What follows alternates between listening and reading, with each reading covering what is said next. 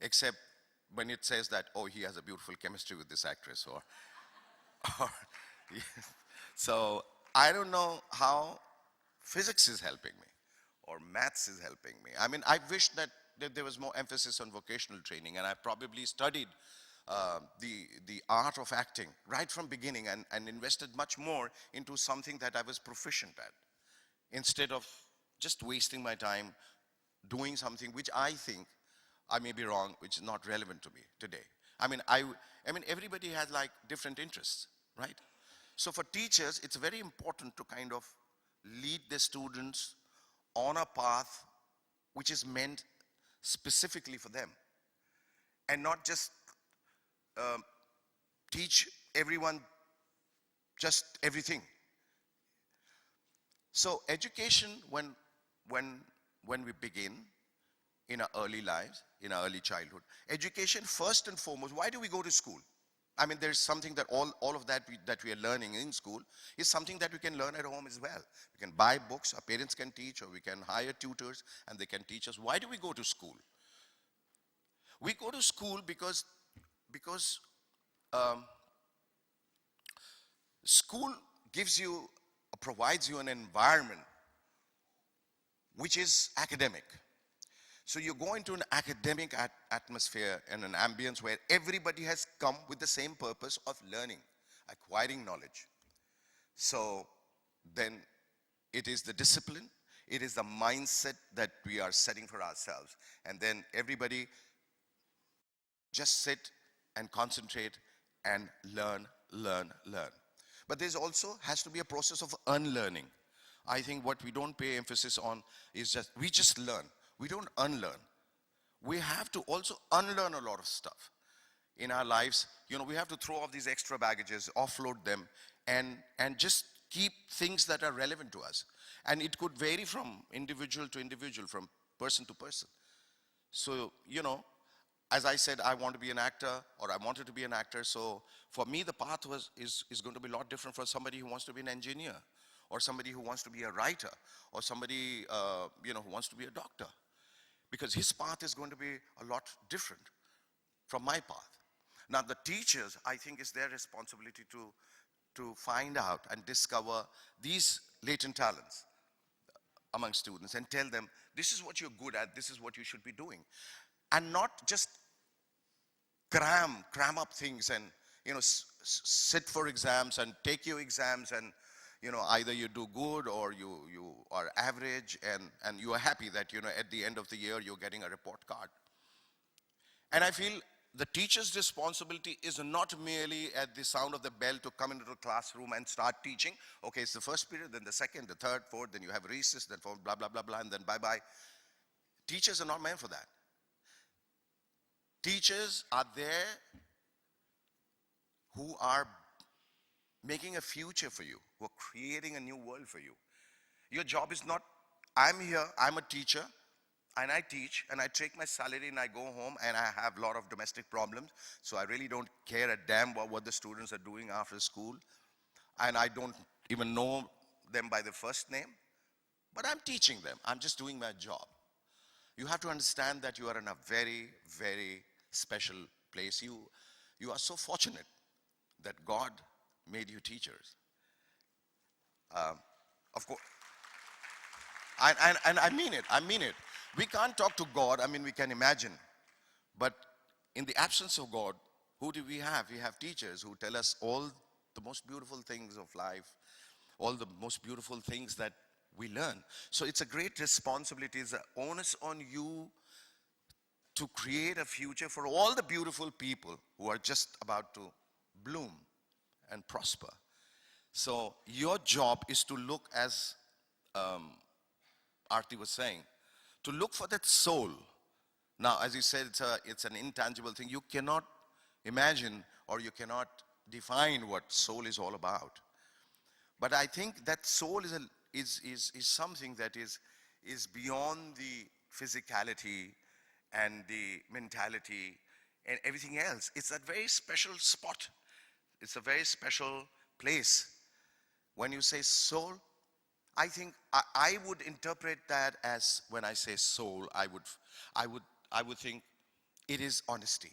I think it is the honesty within us, that I'm honest to myself. I'm honest in what I'm saying. I'm honest in the way I interact. I'm honest in the way I look into your eyes. I am honest in the way I hug you. I'm honest in the way I say I love you. That honesty is the soul. When we talk about our small voice, when we talk about our conscience, that honesty is very, very important. Even if you are dishonest, be honest about that. I'm dishonest, and I'm honest. I'm honest about that I'm dishonest. I'll appreciate that person a lot more than somebody who's just sort of have layers and layers of masks and you never get to know the real person. We're talking about these masks. And we have all this facade. You know, we are wearing so many masks. You never know what the real person, who the real person is. You don't know because there's so many masks and you keep taking it out and it's like a never-ending layer.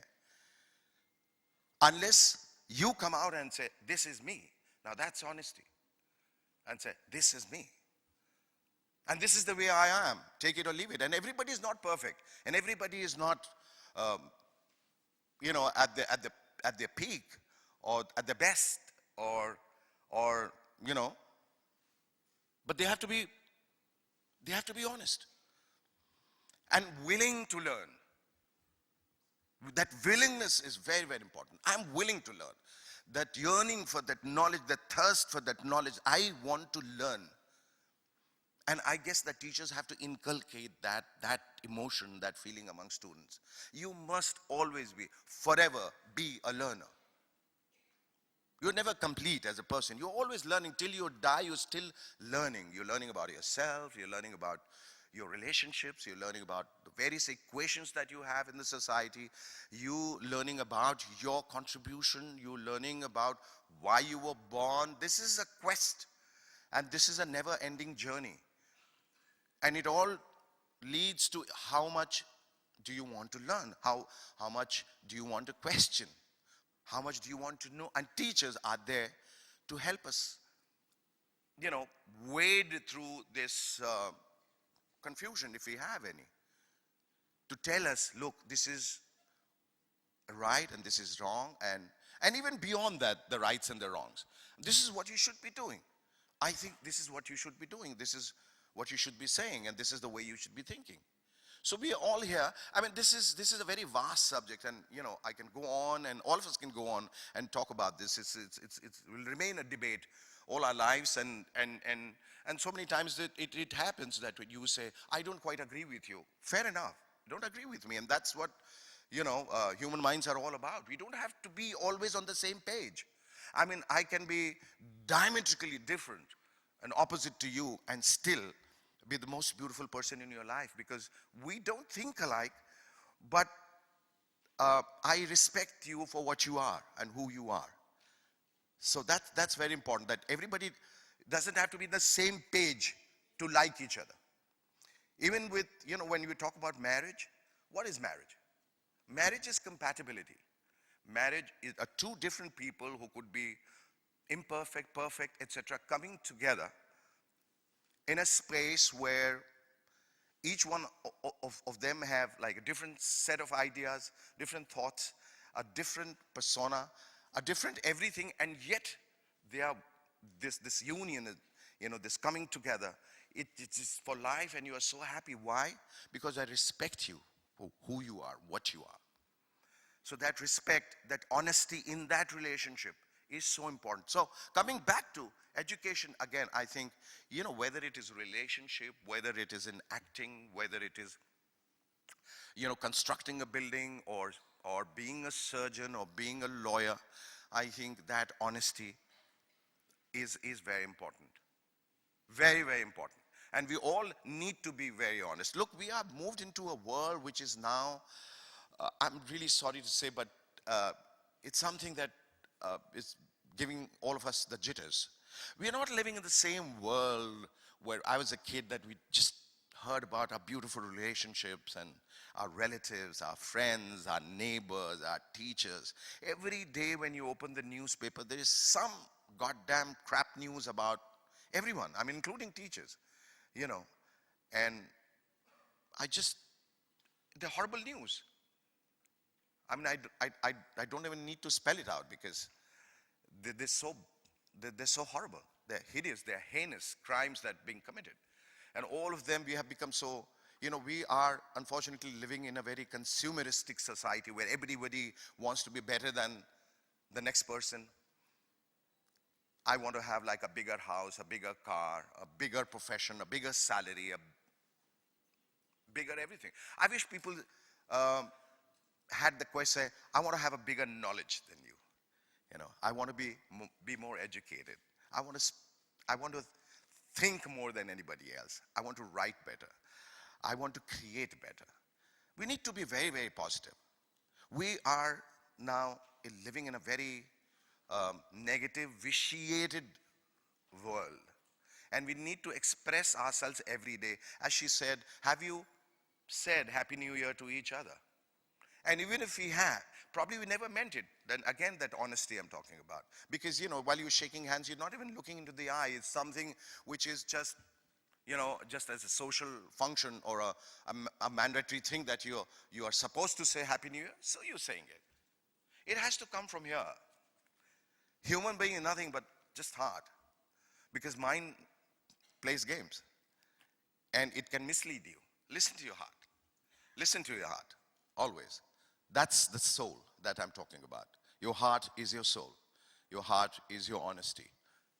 Your heart actually is your mind. So listen to that person within you. There is a person within you. So teachers, as I said, I won't be audacious enough to tell you what to do. I think you are there in a very responsible place in society, responsible position. You know what you are doing. You have to just do it better.